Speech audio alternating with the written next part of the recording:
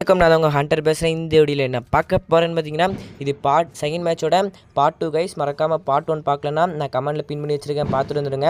நம்ம பேசுகிறதுக்குள்ளே அந்த கீழே வேறு இனிமே ஓடிக்கிட்டே இருக்கா, எனக்கு ஒரு பதட்டமாகவே இருக்குது.